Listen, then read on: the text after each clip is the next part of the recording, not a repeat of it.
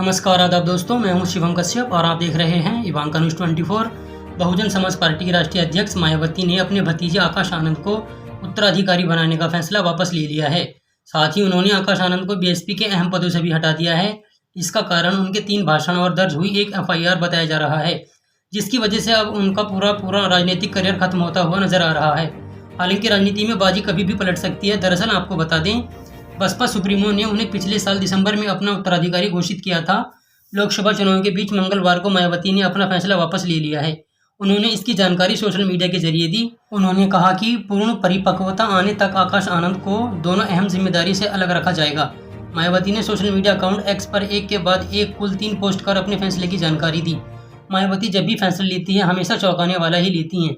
आइए जानते हैं ऐसा क्या कारण रहा कि आकाश को अपना पद गंवाना पड़ा और यह कार्रवाई करके मायावती क्या संदेश देना चाहती है। मायावती ने परिपक्वता का बहाना देकर आकाश आनंद को नेशनल कोऑर्डिनेटर व अपने उत्तराधिकारी पद से हटाया। लोगों का मानना है कि आकाश आनंद बीएसपी को पुनर्जीवित करने में लगे थे, भाषणों से जनता से अच्छा कनेक्ट कर रहे थे। अचानक ये निर्णय क्यों? लेकिन राजनीतिक पंडितों का मानना है कि बीजेपी के खिलाफ बहन जी एक शब्द भी नहीं सुन सकती। मायावती ने आकाश को अलग रखना समझा बेहतर। बता दें कि आकाश आनंद ने पहली बार यूपी में ताबड़तोड़ 10 रैलियां की। पहले और दूसरे चरण के मतदान के पहले आकाश आनंद ने बसपा के लिए बेहद आक्रामक अंदाज में रैलियां की थी। वहीं सीतापुर में रैली के बाद आकाश आनंद पर एफआईआर दर्ज हो गई थी, जिसके बाद से सियासी गलियारों में चर्चा होने लगी। मायावती अपने भतीजे आकाश आनंद पर एक्शन ले सकती हैं। आखिर में हुआ यही। चलाता है साथियों, इन सरकारों ने, भाजपा की सरकार बुलडोजर की सरकार नहीं, यह आतंकवादियों की सरकार है। अपनी आवाम को गुलाम बनाकर रखा है। ऐसी सरकार का समय आ गया है अब खत्म होने का। और यहाँ पर बहुजन समाज पार्टी की सरकार बनाकर बहन जी को प्रधानमंत्री बनाकर यहाँ पे उत्तर प्रदेश में बहुजन समाज पार्टी का राज कायम करने का।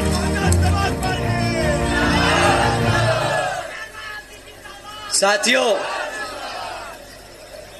अगर हमारी बात थोड़ी ज्यादा छुप गई हो और इलेक्शन कमीशन को लगे कि हमें तालिबान नहीं बोलना चाहिए था या भाजपा को आतंकवादी नहीं बोलना चाहिए था, तो हम उनसे दरख्वास्त करेंगे कि यहां उतर के आके देखें और गांव-गांव में घूमें और पता करें कि यहाँ के जो बहन बेटियां हैं, जो हमारे युवा हैं, वो किस हालत में जी रहे हैं। वो खुद समझ जाएंगे कि जो हमने कहा वो गलत नहीं, वो सत्य है, वो सच है। वो हमारी आवाम आज जी रही है।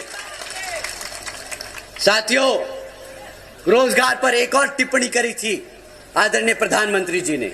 उन्होंने कहा था कि भाई सरकारी नौकरियां नहीं है तो क्या हुआ, सरकारी नौकरियां नहीं है तो क्या हुआ।